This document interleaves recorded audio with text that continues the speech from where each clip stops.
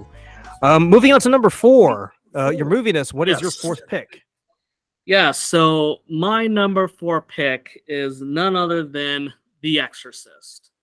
I really like this movie. I watched a long time ago. I hadn't seen it in some time. So I came back, I watched it, last week, and man, it just still holds up so well.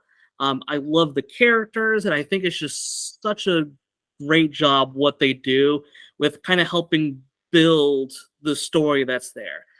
So it kind of starts off, we have Chris McNeil, who's played by Ellen Burstyn, and then you have Reagan, played by Linda Blair.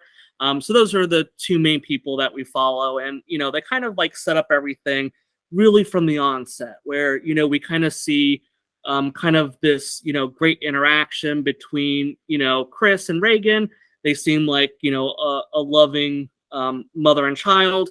They're going through, or Chris is going through a divorce with the husband, but it's just kind of there on the side. But overall, like, it really does feel like we have this great atmosphere. And I think they kind of start building kind of the unease with everything really right at the start. So Chris is an actress, and she is currently living out of the country, and she's staying at somebody else's house, right? And I think that's where it all kind of starts, right? It's kind of that uneasy feeling of being outside of your normal environment, right? I think a lot of people can understand, like, if you're on vacation or something like that, you always have that worry that, like, what happens if something catastrophic happens? Like, you're out of your element, you're dealing with people that you're not familiar with. I think that kind of is a little bit of unease there. And you can kind of see as we go through the movie, we start to see, initially Reagan starts to kind of exhibit some concerning things. So, we start to see her kind of like acting up a little bit. She starts to kind of kind of be a little bit uneasy. And then there's kind of this scene where they're at a party, and Reagan just kind of pees on the carpet, right? And I think that's kind of the sign where the mom's like, okay, we got to take her to the doctor now. Something is clearly wrong. Like, she's just been showing all these symptoms. Something's not right. And she goes to these doctors. The doctors, tell her, oh, I think initially they say it's like pretty much ADHD. I don't know if that was something that we had in medical book at the time, but it seems like they were giving her Ritalin medication, and things start to progress, and it just nothing seems to change, and you start to really see more of that helplessness from Chris, because she's sitting there and she just can't seem to figure out what's wrong with her daughter. And I think that, anyone that's, parents or just like anyone in general, right, you're going to feel what it's like to have someone that's very close to you and having that total helplessness that you can't fix them. You can't do anything for them. And I think that's like a struggle that a lot of people could see. And Ellen Burstyn does such a fantastic job of depicting that throughout the movie. So, we start to see Reagan, more and more things start messing up. She starts to go to like more and more of these tests. And you start to see, like, I think really the movie starts to really pick up into the possession idea almost 50 minutes into the movie, right? So this is about I think about 2 hours and 10 minutes. So it's about 50 minutes in where we start to clearly see signs of things are like a lot worse than I think we're thinking. So you start to see like Reagan, she's like writhing up and down the bed. So she's just bobbing up and down. And then, she just starts to like just scream obscenities, and like, coming from this little girl that looks so sweet at the beginning, just seeing like just how crazy it is now just goes to show how everything is. And I think after the scene, like, the actress is just so helpless in the situation. She's just screaming at the doctor. She just wants answers, and they keep telling her nothing. And eventually the doctor suggests, like, oh, maybe we need to have an exorcism. And it's just such a wild thing to see doctors consider. And then this is where, we kind of start to interact more with Father Karras. So, we've seen Father Karras kind of sprinkled throughout the movie. So we know he has a mom. The mom was not doing well. He ended up putting her kind of like into a home. And eventually the mom dies. So, Father Karras is kind of going through some grief and feeling guilty for everything he's done. So you kind of see him, kind of working with Chris. And Father Karras actually pretty much flat out tells her, like, no, we shouldn't be doing an exorcist. That's crazy. And I really like that part because it's like, Chris is like going through everything and she feels like she's so alone. She can't find any answers. And even the priest is telling her, like, no, like, this doesn't really work. Like, we know nowadays there's a lot of this stuff that people thought were, really, exorcisms, but really these people had, mental disorders and everything like that. So it takes like a lot of prodding. And then, as you start to see like the exorcism happen, like Regan, she just looks so bad now. Like she's got like green contact lenses in. We kind of get like the infamous crucifix scene where she's stabbing herself with it. The head spin, like all this stuff is happening. And, this is where, we kind of get to the climax of the movie where we have a Father Merrin come in. And you see kind of Karras and Merrin, trying to help, save Regan's soul and exorcise the demon that's in her. Father Merrin ends up being killed. And Father Karras, he almost like taunts the demon to take him over. And you kind of see, Father Karras kind of like making the ultimate sacrifice and saving the little girl. And he pretty much kills himself in essence to, stop the demon from doing what it needs to do. So, it's just so well done. And like I said, you start to, see like just to see how everything transpire from beginning to end is just daunting. I think a lot of the time, especially with movies nowadays, it feels like we're afraid to build an atmosphere. But in The Exorcist, they do that and then some, because you see just normal interactions with Chris and Regan, just kind of seeing this nice, loving little family, and then it just slowly builds up to Regan just kind of getting slowly falling into this. You see that, increase of desperation for her. And, poor Father Karras is in here dealing with his own guilt. And, I think some of that plays a factor into his choice to do what he did was, in essence, to, spare her. And I just think it's a movie that does it so well, where it's not afraid to take the time to build things up, because I think it makes the moments at the end where we do the exorcism, and we see Regan spared. We know, unfortunately, in sequels, it might not be the case, but I think if you're watching that movie for the first time, and that's the only thing you're seeing of the Exorcist franchise, you get that sense of relief at the end. But the whole thing from beginning to end is just so daunting.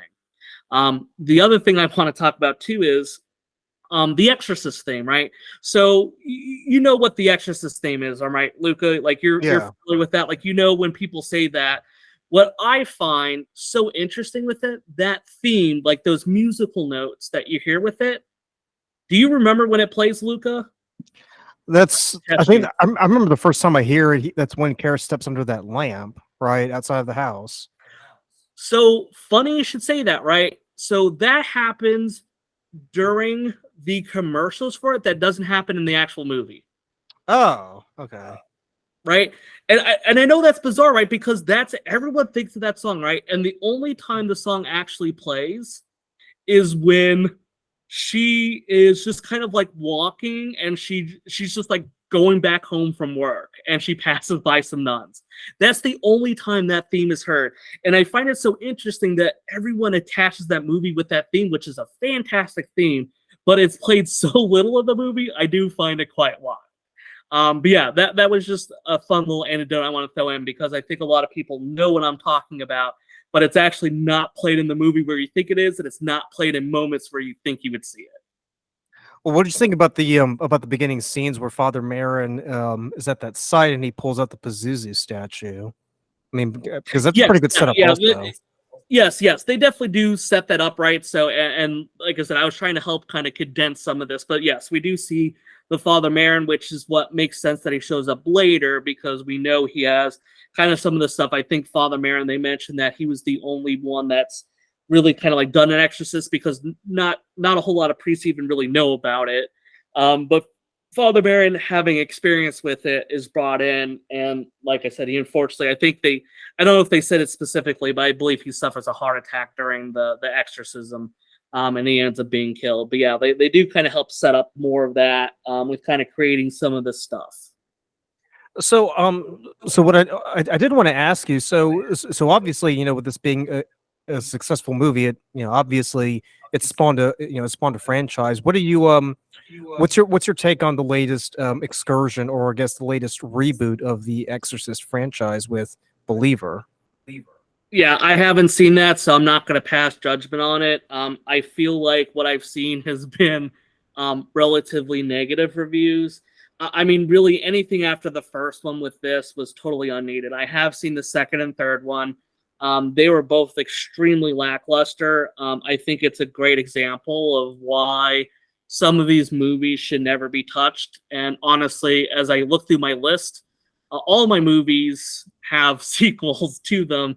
Only one of them I would actually deem a good sequel, but I think it's one of those situations where we had such a good thing with the original Exorcist that the future ones just all pale in comparison. So I just kind of try to treat them as like, you know, they're more of a money grab more than anything, because the movies overall just were not even remotely close to having the quality that the original one was. Well, I mean,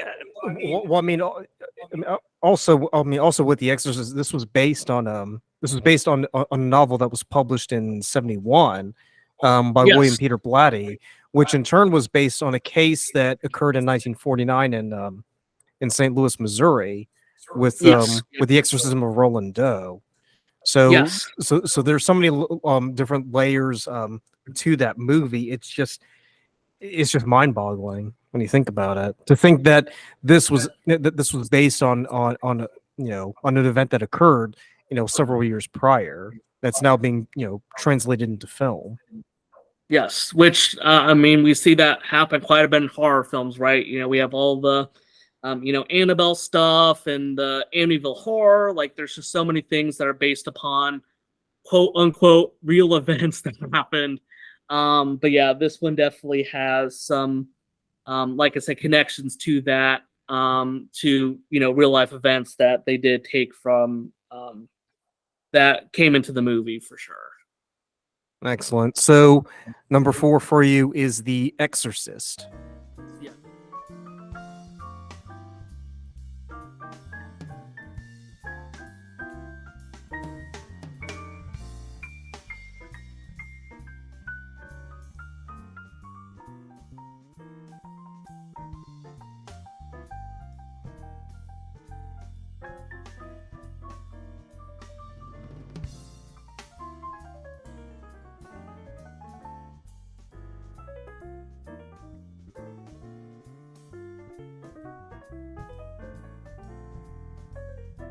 Yes.